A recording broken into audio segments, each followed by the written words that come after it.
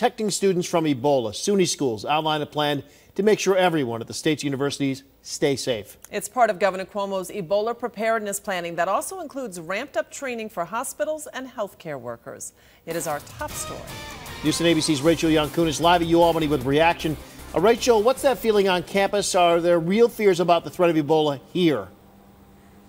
John, students here, they say they're really not too worried, but they agree you can never be too careful. So the SUNY system released this Ebola preparedness plan to all of its 64 campuses, including here at UAlbany. And the students I spoke with tell me that they hope they never have to turn to this.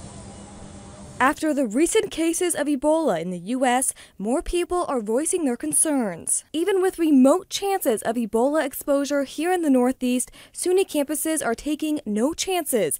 Chancellor Nancy Zimpher released a detailed Ebola preparedness plan to all 64 campuses. It outlines precautionary measures, brings in campus specialists in public health, and designates a primary contact person for all Ebola-related issues. I visited UAlbany's campus to talk to students about the system-wide plan, one they say you never want to use, but always want to have. In a very densely populated area like New York, it could be very serious because people could be coming back from Manhattan and getting it. Some students just don't see it coming to upstate New York, telling me this plan is feeding into the outbreak hysteria. I think the whole Ebola scares is overblown, really, because Ebola-like symptoms are basically the same as the common cold or the flu. The most common one is where people think that it's airborne, which it's not, and just like the movies and stuff, but it is something that we should keep in mind. And that's what other students are doing. They tell me you can never be too careful when dealing with a fatal disease. People don't want to catch Ebola, and it is a serious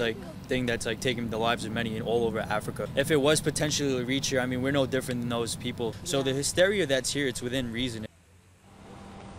Now, UAlbany says that they already had a plan similar to this one. They tell me they implemented it since the first Ebola case here in the U.S. back in September. So they say this is just another step to ease any concerns. Live at UAlbany tonight, I'm Rachel Yankunis, News 10 ABC.